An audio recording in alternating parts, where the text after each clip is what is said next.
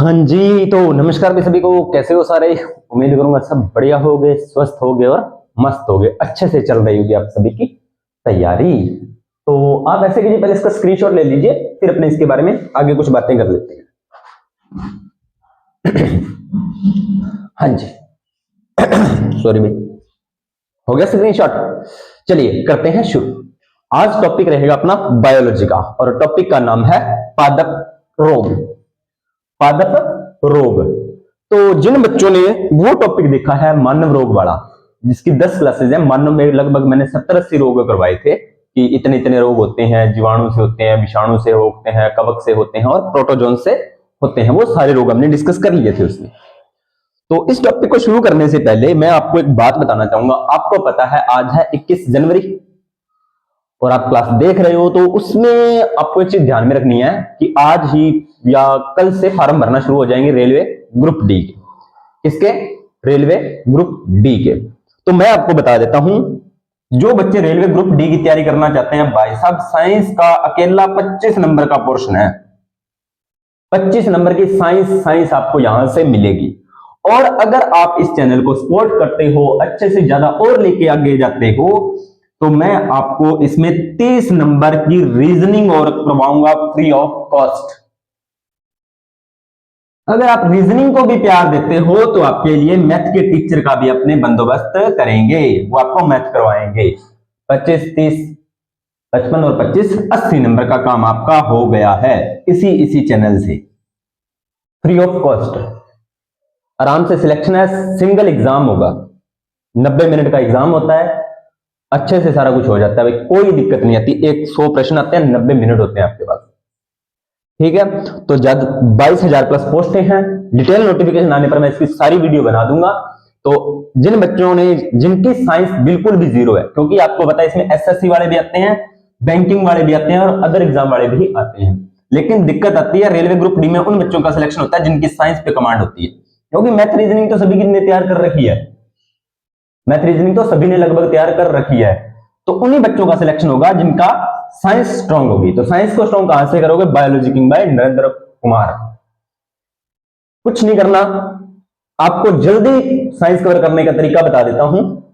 Daily एक copy तो ये लगा लो जिसमें आपको डेली क्लास मिल रही है 11 बजे और 5 बजे। कभी 11 बजे मिल जाती है, कभी 5 बजे मिल जाती है।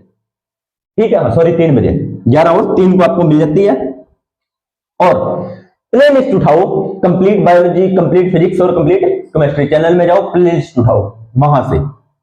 साथ के साथ उसको एक वीडियो से करना शुरू करो, मापन वगैरह वगैरह वहां से शुरू से करते हुए वो सारे कंसेप्ट क्लियर होते चले जाएंगे और आपकी साइंस बहुत जल्दी कवर हो जाएगी। तो जैसे भी अब आपको अच्छा लगे आप कर सकते हो भाई। तो ज्यादा बातें नहीं करते हुए आते हैं अपने टॉपिक पे, पादप रोग। स्क्रीनशॉट ले लिया होगा, क्योंकि स्क्रीनशॉट ले लेना, क्योंकि मैं इसको साथ साथ रफ करूंगा तो आपको परेशानी न हो। चलिए, रोग क्या होता है? पादप रोग की चलो बाद में बात कर लेंगे। रोग क्या होता है? तो रोग होता है प्यारे बच्चों, किसी भी शरीर में या किसी भी जीव के शरीर में उसकी कार्य प्रणाली, उसकी संरचना और उसकी जो आर्थिक लाभ होते हैं, या उसमें क्या होता है, व्याधि उत्पन्न हो जाए। क्या हो जाए? व्याधि। व्याधि अपने तेरे के व्याधि है, तो व्याधि, अवरोध या रुकावट आ जाए तो उसे ही हम रोग कहते हैं। रोग को कहा जाता है डिजीज, इंग्लिश में डिजीज कहा जाता है। ठीक है, इसके बाद में रोगों का अध्ययन क्या कहलाता है? दूसरा क्वेश्चन आपका ये बनता है, रोगों का अध्ययन क्या कहलाता है भाई? रोगों का अध्ययन कहलाता है प्यारे बच्चों पैथोलॉजी। क्या कहलाता है? पैथोलॉजी। और जो रोग कारक होते हैं, क्योंकि रोग किसी ना किसी कारण से तो होंगे, ऐसे तो है नहीं भी रोग अपने आप ही हो जाएंगे, कोई ना कोई कारण तो होगा। तो जो रोग कारक होते हैं उनको कहा जाता है प्यारे बच्चों पैथोजन। क्या कहा जाता है? पैथोजन कहा जाता है। ठीक है, अब अपने बात करते हैं पादप रोगों की, क्योंकि मानव रोग तो हम अच्छे से पढ़ चुके हैं और वहां से एग्जाम में क्वेश्चन कंफर्म है। तो जो बच्चे एग्रीकल्चर सुपरवाइजर की तैयारी कर रहे हैं तो उनको वैसे तो ये चीजें पता ही हैं, लेकिन फिर भी वो इस क्लास को देख सकते हैं। चलिए, क्या होता है पौधों में किसी प्रकार की रुकावट, संरचना, कार्य व आर्थिक उपयोगिता। अब देखो आर्थिक उपयोगिता में अवरोध, हमें पादपों आर्थिक उपयोगिता की क्या होती है, आर्थिक मतलब हमें उससे कुछ हेल्प मिले, चाहे इनकम मिले, चाहे हमें कोई सोर्स मिले या हमें कोई पदार्थ मिले या कुछ भी मिले, तो वो हमारी आर्थिक उपयोगिता होती है पादपों से। ठीक है, उसमें रुकावट पैदा हो जाएगी तो उसे क्या कहेंगे, रोग। सपोज कीजिए हमने घर में नींबू का बुंटा लगाया, सॉरी पौधा लगाया, नींबू का पौधा लगाया, तो उससे हमें किस लिए लगाया हमने, कि हमें बाजार से नींबू ना खरीद के लाने पड़े, इसीलिए लगाते हैं। अब उसमें कोई प्रॉब्लम आ गई, भाई नींबू खराब होने लग रहे हैं, तो हमें तो बाजार से लेके आने पड़ रहे हैं ना, तो उसकी आर्थिक उपयोगिता में रुकावट हो गई नींबू के पौधे में, यानी कि उसे कोई रोग हो गया। ठीक है, तो वो होता है हमारा पादप रोग। ये होगी आपकी पादप रोग की परिभाषा। उसके बाद में है भारत में पादप रोगों से लगभग 18% खाद्यान्नों का नुकसान होता है। मतलब क्या है, भारत में जितने भी पादपों से हमें खाद्यान्न प्राप्त होते हैं उनमें 18% का लॉस है ना, रोगों से पादपों से हो जाता है। पादप रोग हो जाएंगे और 18% हमें लॉस हो जाएगा। क्लियर। अगला है प्रकार। आपको पता है रोगों के प्रकार क्या होते हैं, जीवाणु जनित रोग, जीवाणुओं से रोग हो सकते हैं, विषाणुओं से हो सकते हैं, कवकों से हो सकते हैं, और ईटीसी यानी कि अजैविक कारक। अजैविक कारक का मतलब क्या होता है, पोषक तत्वों की कमी से। पहला जीवाणु से, जीवाणु से जो रोग होगा उसे बोलेंगे जीवाणु जनित रोग। दूसरा होगा विषाणु से, तो इसे बोलेंगे विषाणु जनित रोग। तीसरा होगा कवक से, कवक जनित रोग। और चौथा होगा अजैविक रोग, जिसमें पोषक तत्वों की कमी के कारण जो रोग होंगे उसे बोलेंगे अजैविक रोग। चलिए आगे बात करते हैं। आगे क्या कहता है ये जीवाणु जनित रोग, पहले अपने देखते हैं। तो इसमें पहला आता है आपका आलू का शैथिल रोग।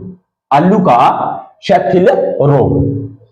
कौन सा, आलू का शैथिल रोग।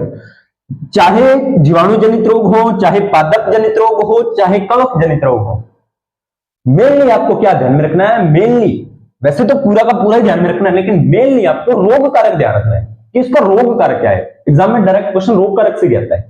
ठीक है, तो करते हैं शुरू। आलू का शैथिल रोग, इसका एक और नाम है जिसे रिंग रोग भी बोलते हैं। क्या बोलते हैं प्यारे बच्चों, रिंग रोग भी से बोलते हैं। ठीक है जी, तो इसका रोग क्या क्या है सर, किसका, आलू के शैथिल रोग का। इसका जो रोग कारक होता है वो होता है स्यूडोमोनास, लिखो साथ साथ कॉपी में, स्यूडोमोनास सोलेनेसियरस, लिख देता हूं स्यूडोमोनास सोलेनेसियरस,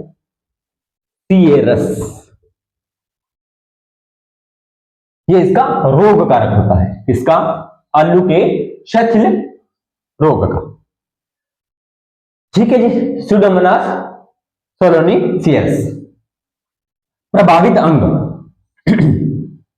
अब रोग हुआ है, रोग कारक से हो गया, तो वो पौधे के कौन से भाग को प्रभावित करेगा, प्रभावित करेगा ना, पौधे को खराब करेगा, तो पौधे के कौन सा भाग को वो प्रभावित करेगा, तो संवहन तंत्र को करेगा। किसको करेगा, संवहन तंत्र। संवहन तंत्र यानी जाइलम और फ्लोएम को करेगा। और पौधों की पत्तियां क्या हो जाएंगी, पीली हो जाएंगी। पौधों की पत्तियां कैसी हो जाएंगी, पीली हो जाएंगी। जाइलम पर भूरा रिंग बनता है, ये इंपॉर्टेंट है। आपको पता है संवहन तंत्र को प्रभावित करेगा जाइलम और फ्लोएम, तो जिसकी वजह से पौधों में पूर्णतः पोषण नहीं पहुंच पाएगा, तो पत्तियां कैसी हो जाएंगी, पत्तियां सर पीली हो जाएंगी। और क्या होगा, जाइलम पर भूरे रिंग बनते हैं, भूरे रंग के ना ऐसे चक्रे से बन जाते हैं। ठीक है, चलिए अब इसके बाद में वाहक, रोग को कोई ना कोई तो लेके ही आएगा। तो वाहक यानी कि रोग फैलता कैसे है, तो रोग मिट्टी के माध्यम से फैलता है। कैसे फैलता है, मिट्टी के माध्यम से। हर लाइन इंपॉर्टेंट है प्यारे बच्चों, आपने देखा है एग्जाम का ट्रेंड कैसा चल रहा है, तो सीधी सी बात है हर लाइन इंपॉर्टेंट है। ठीक है, उसके बाद में है उपचार या नियंत्रण। किस रोग का उपचार या नियंत्रण आप कैसे कर सकते हो, तो इसमें कुछ दवाइयों के नाम है वो भी आपको याद रखने पड़ेंगे। ठीक है, तो नाम क्या है वो आपको ध्यान में रखना है, आपने क्या नियंत्रण करना है। तो 0.02%, कितना, 0.02 यानी कि बहुत कम मात्रा किसकी, स्ट्रेप्टोसाइक्लिन,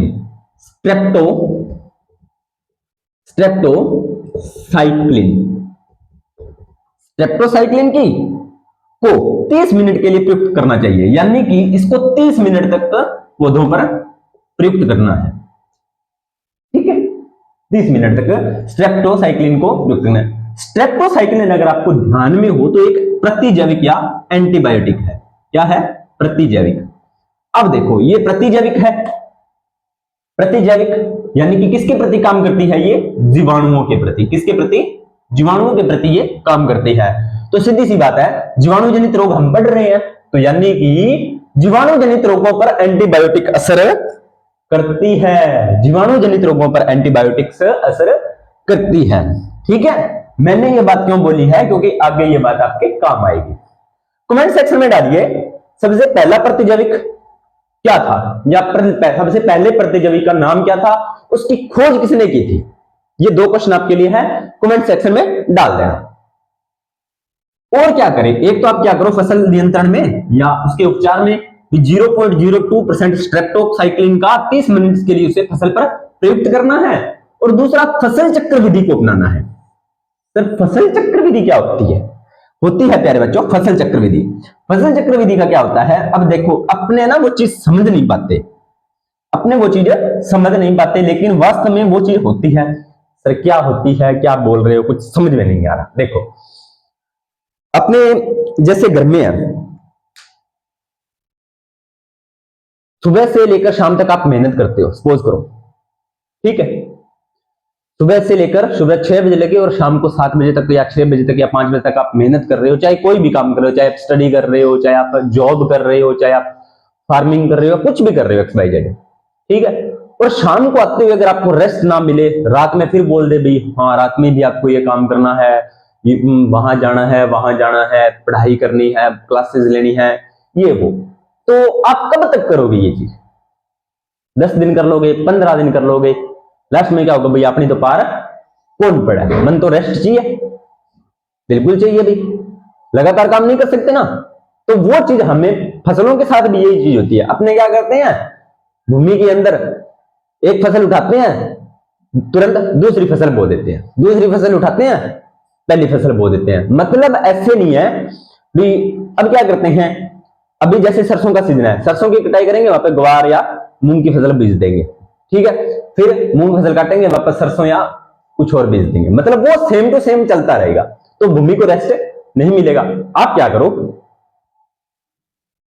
जहां पर आपने इस साल सरसों बीजी है, अगले साल उसको मतलब सरसों काट के 6 महीने से फ्री छोड़ दो भूमि को, उसके बाद में दोबारा अगले साल उसमें सरसों बीजो, आपको पैदावार अच्छी प्राप्त होगी, और उसमें जो जीव जंतु होंगे, जो खराब खरपतवार है, वो भी नष्ट हो जाएगी। वो होता है फसल चक्र विधि को आपने अपनाना। यानी कि फसलों को अगर आपने साल में 2 फसलें बोनी भी है तो फेर बदल के बो, उसी भूमि पर वही फसल मत बो जो पिछले साल बोई थी, समझ रहे हो?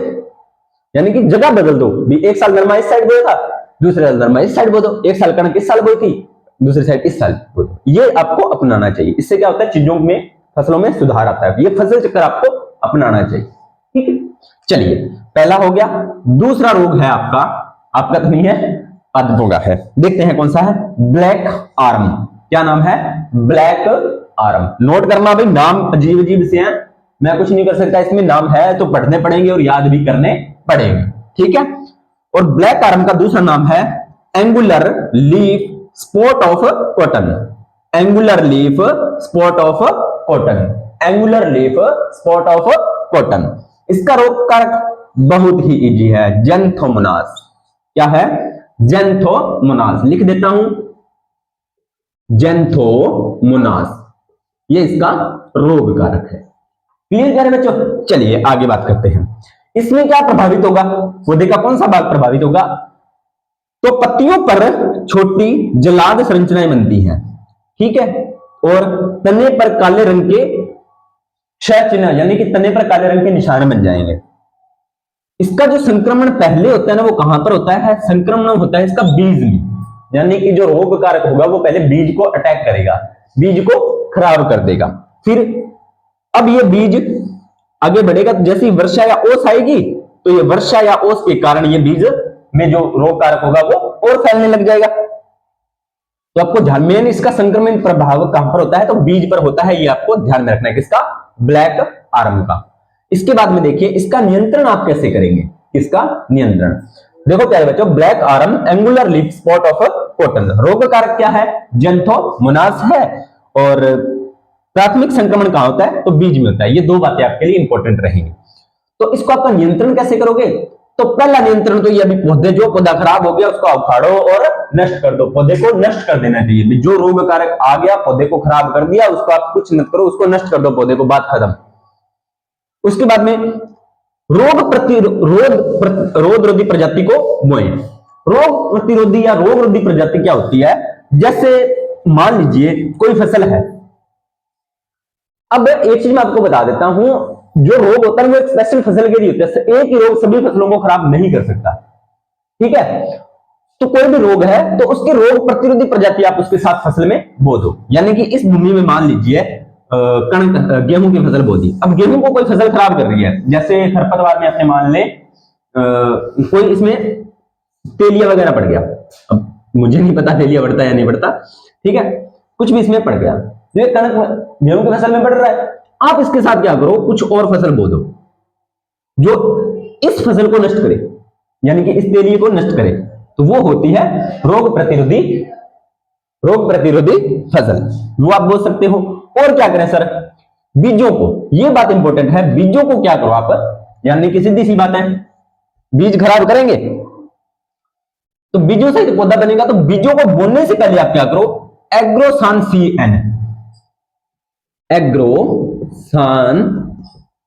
CN से और सोरेसान 2 mg पर केजी द्वारा शोधित करना है। यानी कि आपने ये अगर आपको फसल को ब्लैक आर्म रोग से बचाना है तो आपने क्या करना है, बीज को एक तो एग्रोसान CN इससे शोधित करना है। शोधित का मतलब उसे साफ करना है या उसको मिलाकर उसमें धोना है वगैरह वगैरह। और या आप क्या करो, 1 किलो बीज के अंदर, कितने किलो बीज? 1 किलो बीज के अंदर सोरेसान की 2 mg मात्रा डाल दो। सोरेसान की 2 mg मात्रा डाल दो 1 kg के अंदर। उसके बाद में इसको शोधित करो। आप क्या करो, शोधित करोगे, उसके बाद में इस बीज को बोओगे तो आपको परेशानी नहीं होगी। ठीक है जी, ये आपके हो गए 2 रोग, है ना? अगला देखते हैं तीसरा रोग जीवाणु जनित कौन सा है। मैंने पहले बोला था मैं मिटा रहा दूंगा साथ के साथ, तो आप थोड़ा सा इसको ध्यान में रखना है। स्क्रीनशॉट ले लिया होगा, नहीं लिया है तो जब वीडियो शुरू की थी तो पॉज करके स्क्रीनशॉट आप ले सकते हो। चलिए करते हैं आगे बात।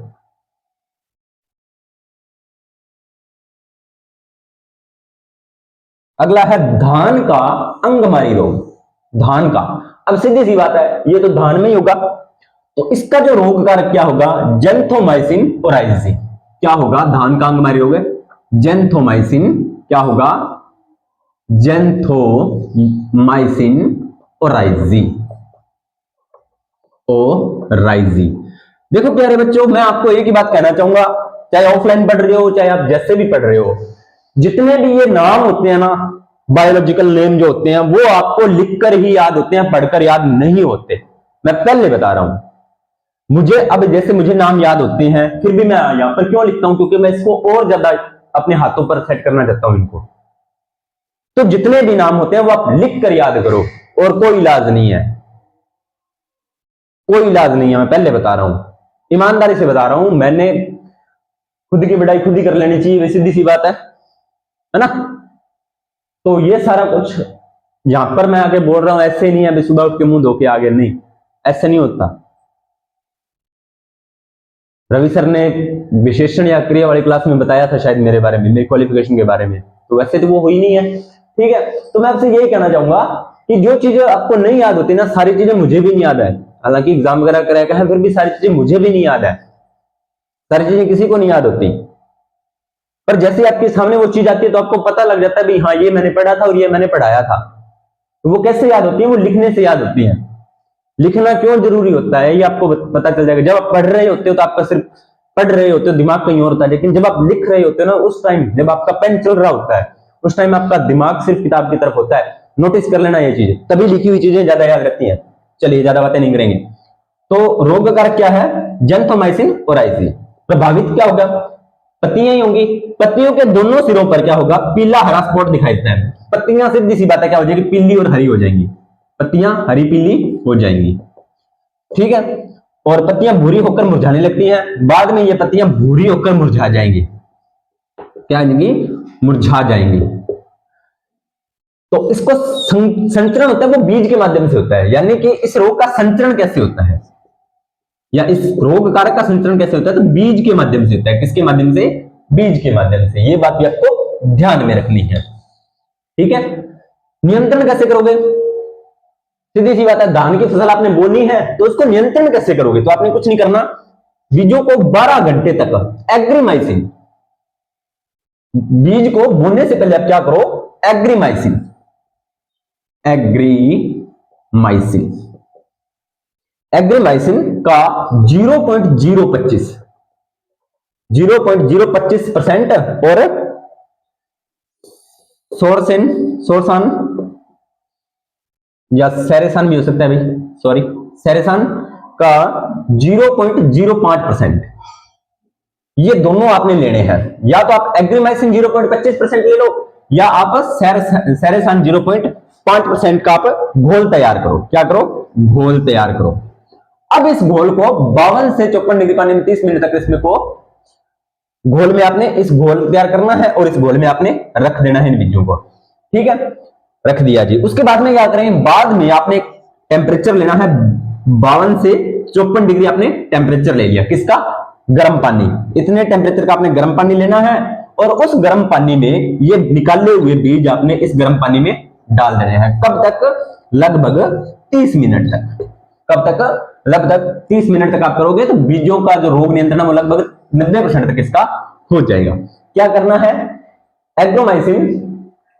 एग्रीमाइसिन का 0.025% आपने घोल लिया, या आपने सेरेसान का 0.5% का घोल तैयार कर लेना है, ठीक है। घोल तैयार किया, उसमें बीजों को आपने मिक्स कर दिया, बीजों को घोलने के मतलब अच्छा उसको शोधित कर देना है। उसके बाद में आपने क्या करना है, उसके बाद में आपने क्या करना है, उसके बाद में आपने गर्म पानी लेना है। गर्म पानी का टेम्परेचर कितना होना चाहिए, गर्म पानी का टेम्परेचर होना चाहिए आपका 52 से 54 डिग्री, आपका नॉर्मल टेम्परेचर हो। उसमें आप आधे घंटे तक उसको रख दो, किसको रख दो, आधे घंटे तक आप उस पानी में आप बीजों को रख दो, और जैसे ही आप उसको आधे घंटे के बाद में निकालोगे तो आप देखोगे कि बीज के जो रोग कारक होंगे वो कुछ हद तक सही हो जाएंगे, आपको प्रॉब्लम नहीं आएगी, ठीक है। उसके बाद में आगे देखते हैं क्या करना है। अगला है चौथा रोग, साइट्रस कैंकर। कौन सा रोग है, साइट्रस कैंकर। इसका आपको रोग कारक ध्यान में रखना है, क्या रखना है, इसका आपको रोग कारक आपको ध्यान में रखना है, ठीक है प्यारे बच्चों। तो अब देखते हैं आगे अपने करना क्या है रोग कारक के बारे में। चलिए साइट्रस कैंकर की कुछ बातें देख लेते हैं। क्या होता है, साइट्रस कैंकर का जो रोग कारक होता है वो होता है जेंथोमोनास सिट्री। जेंथोमोनास सिट्री होता है, जेंथोमोनास सिट्री होता है, जेंथोमोनास सिट्री होता है आपका, क्या होता है, जेंथोमोनास सिट्री। इस जेंथोमोनास सिट्री को आप कैसे कवर करोगे, देखो नाम क्या है, साइट्रस कैंकर, साइट्रस कैंकर। देखो इसको कैसे याद करोगे आप, ये लिखा हुआ साइट्रस, ये लिखा हुआ सिट्री, साइट्रस सिट्री, साइट्रस सिट्री, साइट्रस सिट्री लिखा हुआ है, ठीक है। तो अब देखो ये रोग होता किसमें है, नींबू में गंभीर समस्या उत्पन्न करता है। किसमें, नींबू में, किसमें, नींबू में। तो नींबू में कौन सा एसिड होता है प्यारे बच्चों, नींबू में सर सिट्रिक एसिड होता है। कौन सा एसिड होता है, नींबू में सर सिट्रिक एसिड होता है। लो जी हो गया याद, सिट्री, सिट्रिक, साइट्रस, कनेक्ट कर लो चीजों को, आराम से याद हो गया ना। तो रोग जेंथोमोनास सिट्री। प्रभावित क्या होगा, पौधे की पत्तियां, पौधे की पत्तियां प्रभावित होंगी, पौधे की शाखाएं प्रभावित होंगी, फल भी प्रभावित होंगे, पौधे के सभी भाग प्रभावित होंगे इस रोग से। तो पत्तियों पर भूरे रंग के छिद्र बन जाएंगे, पत्तियों पर क्या होगा, भूरे रंग के छिद्र बन जाएंगे। अब इस रोग का बचाव कैसे करें, इस रोग का बचाव कैसे करें या नियंत्रण कैसे करें। तो आप जैसे ही पौधे को बोते हो तो बोने से पहले, यानी कि पौधे को आप लगाओगे, उसको बोने से पहले 1%, कितना, 1% क्या ले, बोडिएक्स मिक्सचर, बोडिएक्स मिक्सचर, बोडिएक्स मिक्सचर क्या लेना है, बोडिएक्स मिक्सचर लेना है आपने, ठीक है। उस मिक्सचर का छिड़काव कर दो आप पौधे को। बोडिएक्स मिक्सचर आता है मार्केट में, पेस्टिसाइड वाली दुकानों पर आपको ये चीज प्राप्त हो जाएगी, ठीक है। तो इसका मिक्सचर लोगे तो उसका छिड़काव कर दो। अगर आपके मतलब ये तो पौधे को बोने से पहले है, किसे? पौधे को बोने से पहले। कब? बोने से पहले। लेकिन पौधे को रोग लग गया, पौधा बो दिया, रोग लगने की स्थिति में आप क्या करो? अब देखो, बोने से पहले बोगे तो ये रोग लगेगा ही नहीं, इसका मतलब ये बोडिएक्स मिक्सर का आप उपयोग कर लोगे ना, तो पौधे को ये साइट्रस कैंकर रोग होगा ही नहीं। लेकिन अब तो रोग हो गया, अब क्या करें? रोग हो गया, अब क्या करें? तो अब आपने क्या करना है? एंटीबायोटिक्स का छिड़काव करना है। एंटीबायोटिक्स, इसमें एक दो एंटीबायोटिक्स के नाम याद रखने हैं, याद रहे तो ठीक है, नहीं तो आप नॉर्मली बोल सकते हो कि एंटीबायोटिक्स का छिड़काव करना चाहिए। कौन से? स्ट्रेप्टोमाइसिन, फाइटोमाइसिन, स्ट्रेप्टोमाइसिन और फाइटोमाइसिन। एंटीबायोटिक्स में जो मैंने मानव रोग करवाए थे और उसके बाद में जब मैंने आपको जीवाणु कवक करवाए थे, वहां पर भी मैंने एंटीबायोटिक को अच्छे से डिफाइन किया, तो आप वहां पर भी जाके चीजें देख सकते हो। अगर आप इस क्लास से पहली बार जुड़े हो तो शायद आपको कुछ चीजें समझ में नहीं आए, लेकिन जो बच्चे मेरे साथ रेगुलरली जुड़े हुए हैं, जो बच्चे मेरे साथ रेगुलरली जुड़े हुए हैं, उनका साइंस का कंसेप्ट मैं उनसे आज पूछना चाहूंगा। जो बच्चे मेरे साथ रेगुलरली जुड़े हुए हैं, मैं उनसे आज ये बात पूछना चाहूंगा कि आपका साइंस का कंसेप्ट कैसा है, अगर आपने मेरी पहले से लेकर एंड तक सारी क्लासें देखी। ऐसे तो नहीं लग रहा कि आप अपना टाइम वेस्ट कर रहे हो। ये कमेंट सेक्शन में जरूर बताएं। अगर हो सकता है तो अपनी एक शॉर्ट वीडियो बनाकर कमेंट सेक्शन में पेस्ट करें, या चैनल के मतलब चैनल को ना टैग करके, बायोलॉजी किंग बाय नरेंद्र को चैनल को टैग करके अपने चैनल पर अपलोड करें। जिन बच्चों को ये है, रिक्वेस्ट रहेगी मेरे ऑनलाइन जितने भी स्टूडेंट्स हैं, तो वो चीज को एक बार करें ताकि दूसरे लोगों को पता चले कि सर हमें फायदा मिल रहा है ना। तो समझ रहे हो ना, ये चीज करना आप भाई, आपकी रिस्पॉन्सिबिलिटी रहेगी। चलिए, अगला रोग है गेहूं में टुंड्रू रोग। कौन सा रोग है? गेहूं में टुंड्रू। अब टुंड्रू एक नाम अजीब लग रहा है, टुंड्रू यानी कि पौधा टुंडा हो जाएगा, मतलब खराब हो जाएगा पौधा, है ना, छोटा रह जाएगा, नाटा रह जाएगा, वगैरह वगैरह, यानी कि सीधी सी बात है, जो पौधा एक्टिव नहीं होगा वो, इसका मतलब ये है। तो देखते हैं गेहूं का टुंड्रू रोग क्या होता है भी। तो पहले वही बात, इसका रोग कारक आपको ध्यान रखना है। तो रोग कारक क्या है? रोग कारक है आपका कोरोनीबैक्टीरियम इंडोबायोटिक्स। क्या है? कोरोनीबैक्टीरियम इंडोबायोटिक्स, इंडोबायोटिक्स, ये आपको ध्यान में रखना है। एक रोग कारक तो इसका ये है। दूसरा है एक रोग कारक जो एक निमेटोड है। क्या है? निमेटोड। सर निमेटोड्स क्या होते हैं? तो प्यारे बच्चों, 3 टॉपिक अपने बायोलॉजी के और रह चुके हैं, तो जिसके बाद में मैं आपको जंतु जगत पढ़ाऊंगा, तो उसमें वो सारी बातें मैं आपको बताऊंगा, ठीक है। जिसमें अपने जंतु जगत का पूरा डिफाइन करेंगे, तो मैं आपको बताऊंगा निमेटोड्स क्या होते हैं, ठीक है। एक एक जगत के बारे में बताऊंगा। बहुत इंटरेस्टिंग टॉपिक है, अब तो मजा आने वाला है। पीछे भी मजा आया था ना, वैसे अभी भी मजा आने वाला है। तो निमेटोड्स का क्या नाम है? एजाइना ट्रिटिकी। एजाइना ट्रिटिकी, एजाइना ट्रिटिकी इसका नाम रहेगा, ठीक है प्यारे बच्चों, कोई दिक्कत नहीं है सर, यहां तक तो हमें समझ में आ गया। प्रभावित क्या होगा भाई? पौधे का नीचे वाला भाग होगा, मुड़कर मुरझा जाएगा, बाद में पीले हो जाएगा। एक पीले रंग के पदार्थ का स्त्राव होता है। क्या होगा? पत्तियां पहले तो निचले का भाग मुरझाकर मुड़ जाएगा, बाद में पीले रंग का एक पदार्थ स्त्रावित होगा। यहां पर इसका नाम नहीं दिया कि पीले रंग का पदार्थ क्या स्त्रावित है। अगर आपको पता हो तो कमेंट सेक्शन में डाल देना। वो क्या करेगा? पीले रंग का गेहूं की बालियों को नष्ट कर देगा। गेहूं की जो बालियां होती है ना, उसको नष्ट कर देगा, पौधा छोटा रह जाएगा। यह जो रोग है वो फसल पकने पर ही दिखाई देता है। इस रोग के जो लक्षण होते हैं ना, या यह जो रोग है वो फसल पक जाती है ना, तब दिखाई देता है कि ये क्या हुआ, ये क्या हुआ, है ना। वो बड़ा नियंत्रण कैसे करोगे इसका? रोग मुक्त बीजों को बोना इसका उपयुक्त उपाय है। यानी कि आपको इस रोग से अगर बचाव चाहिए ना, तो क्या करना है? आपको रोग मुक्त बीज ही बोने हैं। सीधी सी बात है, खराब बीज आपने नहीं बोने, अच्छे क्वालिटी के आपको बीज बोने हैं, तभी आप इस रोग से फसल को बचा सकते हो। यहां पर होते हैं अपने जीवाणु जनित रोग कंप्लीट, ठीक है। तो अब आपको एक काम और करना है। वो क्या करना है आपको, वो मैं बता देता हूं। हर रोग का कमेंट सेक्शन में नाम लिखना है, जितने भी मैंने आपको करवाए हैं अभी तक वीडियो को पॉज कर लेना। जितने भी मैंने आपको रोग करवाए हैं, हर रोग का आप नाम लिखोगे और नाम के आगे रोग कारक लिख देना, बस, और कुछ मत करना। रोग कारक तो जीवाणु जनित आपने 5-6 रोग पढ़ लिए, उसके बाद में विषाणु जनित। लो जी, कुछ रिकॉल करते हैं। विषाणु का अध्ययन कहलाता है वायरोलॉजी। क्या कहलाता है? वायरोलॉजी। विषाणु की खोज किसने की थी? विषाणु की खोज की थी इवोन विस्की। किसने की थी? Yvonne whisky. वी से विस्की, वी से विषाणु, ठीक है। कौन से विषाणु का खोज की थी? तो किसने की थी बताइए? टीएमवी। किसकी? TMV, tobacco mosaic virus. विषाणुओं की एक खास बात है, इन पर एंटीबायोटिक्स का कोई प्रभाव नहीं होता, प्रभाव रहित एंटीबायोटिक्स। तो सीधी सी बात है भाई, विषाणु जनित रोगों पर दवाइयां, एंटीबायोटिक्स असर नहीं करती। क्लियर कट बात इसने बोल दी है पहले। मानव रोग में मैं आपको ये बात भी बता चुका हूं।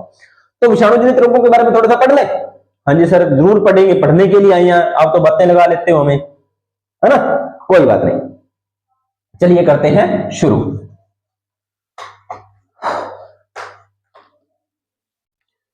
तो पहला है तंबाकू का मोजेक वायरस। तंबाकू का मोजेक वायरस, यानी कि ये जो होगा वो तंबाकू में होगा। चलिए किसमें होगा? तंबाकू में। तो तंबाकू में जो रासायनिक पदार्थ पाया जाता है ना, वो कौन सा होता है? वो होता है प्यारे बच्चों निकोटीन। याद रखना है आपको, निकोटीन। ये निकोटीन थोड़ा सा एक्स्ट्रा में बता देता हूं, पीयूष ग्रंथि पर जाता है, पीयूष ग्रंथि पर जाता है, और एक हार्मोन होता है जिसका मान होता है डोपामाइन या डोपामिन। डोपामिन का स्राव करवाता है, इसे बोलते हैं खुशी वाला हार्मोन। खुशी वाला हार्मोन, लत वाला हार्मोन। ये आपको 2-3 बातें एक्स्ट्रा बता दी। चलिए, तो तंबाकू में मोजेक रोग होता है। रोग कारक क्या है? टीएमवी। टीएमवी है इसका रोग कारक, यानी कि विषाणु है इसका। इसका होता है टोबैको मोजेक वायरस। पूछा क्या नाम है भाई? Tobacco mosaic virus. जहां तक मुझे लग रहा है एग्जामिनर का ये फेवरेट क्वेश्चन रहेगा, ठीक है। टोबैको मोजेक वायरस प्रभावित क्या होगा? पौधे की पत्तियां सिकुड़कर छोटी हो जाएंगी, हरित लवक नष्ट हो जाएगा। इसमें तंबाकू का क्या हो जाएगा? हरित लवक नष्ट हो जाएगा, हरित लवक नष्ट हो जाएगा। और क्या होगा? नियंत्रण कैसे करो? पौधे को आप अलग कर दो, जो पौधा खराब हो उसके पौधे को अलग ही कर दो, उखाड़ दो। फसल परिवर्तन की विधि को अपनाओ, फसल परिवर्तन की विधि को अपनाओ, रोग निरोधी प्रजाति को बो। तीनों बातें बताई हुई है। अब ध्यान से देखो, यहां पर नियंत्रण में कहीं एंटीबायोटिक्स का जिक्र किया है इसने? कहीं कोई दवाई का नाम लिया है? नहीं लिया। क्यों? क्योंकि विषाणुओं पर एंटीबायोटिक्स असर नहीं करती। चलिए आगे बात करते हैं। इसके बाद में आगे बात करते हैं, तो आगे क्या बात करेंगे? आलू का मोजेक रोग। ये आलू में होगा, आलू में ही होगा। रोग कारक ध्यान में कर लो भाई। पोटैटो वायरस, क्या बताऊं इसके बारे में ना? पोटैटो वायरस एक्स है। पोटैटो को इंग्लिश हिंदी में आलू कहते हैं, या आलू को इंग्लिश में पोटैटो कहते हैं। तो पोटैटो वायरस हो गया, कोई याद रखने वाला। प्रभाव के पत्तियां मुन्नापन दर्शाती हैं, नियंत्रण पौधे को अलग करके जला देना चाहिए। और क्या करें? टीएमवी के समान कुछ नहीं है इसमें, आपको सिर्फ पोटैटो वायरस याद रखना है, बात खत्म। बहुत इजी है। इसके बाद में बंकी टॉप ऑफ बनाना, ये होगा केले में, बंकी टॉप ऑफ बनाना। तो क्या होगा? रोका बनाना वायरस आई, बनाना से बनाना वायरस। बस प्रभाव, केले के पौधे छोटे हो जाएंगे, पत्तियां पर्णहरित हो जाएंगी, पर्णहरित रहित हो जाएंगी पत्तियां, कोई खास बात नहीं है। अब आपको याद रखना है अजैविक कारक, वो मैं आपको पीछे करवा चुका हूं सिंगल लाइन में। तो धान का खीरा रोग होता है, वो मैंने आपको जब मैंने पोषक तत्व करवाए थे ना पौधों में, पौधों में पोषण करवाया था, वहां पर बताया था। धान में खीरा रोग जो होता है वो जिंक की कमी से होता है। मटर का मार्श रोग होता है वो मैग्नीज की कमी से होता है। नींबू का हाईबैक रोग होता है कॉपर की कमी से, और आम का लिटिल लीफ रोग होता है जिंक की कमी से। अब यहां पर 2 शब्द लिखे हैं Zn, यानी कि जिंक। क्या लिखा है? जिंक। तो जिंक का एक और नाम होता है प्यारे बच्चों जस्ता। जिंक आता है 30 नंबर पे आवर्त सारणी में। दूसरा लिखा हुआ कॉपर, कॉपर, और कॉपर को प्यारे बच्चों तांबा भी कहते हैं, ये आता है 29 नंबर पे। फिर लिखा हुआ है Mn, Mn का मतलब होता है मैग्नीज। क्या होता है? मैग्नीज, और ये आता है आपका 25 नंबर पे। एक बच गया अपना कवक से होने वाले रोग, पार्ट 2 जरूर देखें। पार्ट 2 में आपको कवक से होने वाले जितने भी रोग है वो सारे के सारे करवा दिए जाएंगे, और पादप से होने वाले रोग आपके कंप्लीट। पादपों से, पादप में जो, सॉरी पादपों से नहीं, पादप में जितने भी होने वाले रोग हैं वो अपने कंप्लीट हो जाएंगे। पार्ट 2 जरूर देखें। ज्यादा से ज्यादा वीडियो को लाइक करें, शेयर करें, कमेंट करें। कोई भी चीज में डाउट हो तो मुझसे जरूर पूछें। और एक बार से फिर मैं कहना चाहूंगा आप सभी को, अब देखो दिखाने में क्या होता है ना, देखो हाथ ऐसे काले वगैरह हो जाते हैं इस तरह से, तो हमारे एक टीचर हुआ करते थे, मैं उनकी बहुत रिस्पेक्ट करता हूँ आज भी। तो वो हमें केमिस्ट्री पढ़ाते थे, तो वो जब हमें पढ़ाते थे ना, उस टाइम व्हाइट बोर्ड कम यूज हुआ करते थे, वो ब्लैक बोर्ड पे पढ़ाते थे। उनके जो हाथ होते वो चौक से मतलब सारे सफेद हो जाते थे और बीच बीच में कपड़ों पर भी लग जाते थे। तो हम कहते सर आपके चौक लग गया, सर आपके कपड़े खराब हो गए। तो वो बोलते थे कि बेटा जब हम पढ़ाते हैं तो हम ये नहीं देखते कि हमारे चौक लग रहा है, क्योंकि हमारा ध्यान सिर्फ उस टाइम पढ़ाने में होता है, ना कि ये देखने में कि हमारे चौक कहाँ पे लग गया। ठीक है, तो जब मैं पढ़ाता हूँ तो मुझे भी वो टेक्निक दिमाग में अपने आप आ जाती है और सर की याद आ जाती है। तो अगर वो सर वीडियो देख रहे हैं तो मैं उनको नमस्कार कहना चाहूंगा भी, सर जी नमस्ते, आपकी कही हुई बातों को हम फॉलो कर रहे हैं। ठीक है, और जिस किसी को भी साइंस जो पहले से क्लास से लेकर अब तक साइंस जो बच्चा देखता हुआ रहा, मैं उससे ये रिक्वेस्ट करूंगा कि एक छोटी सी वीडियो बनाए कि हाँ सर हमारी साइंस, ये नहीं है कि उसमें पॉजिटिव भी वीडियो बनाए, आप नेगेटिव भी बना सकते हो कि सर हमारे यहाँ पढ़ाए हुआ आपका पहले नहीं पढ़ता, पता नहीं क्या पढ़ाते रहते हो वगैरह वगैरह। ठीक है, तो वो भी आप वीडियो बनाकर मेरे साथ शेयर करें ताकि दूसरे बच्चों को भी पता चले कि मैं कैसे पढ़ाता हूँ। ठीक है, तो मिलते हैं नेक्स्ट वीडियो के अंदर, तब तक आप सभी का धन्यवाद।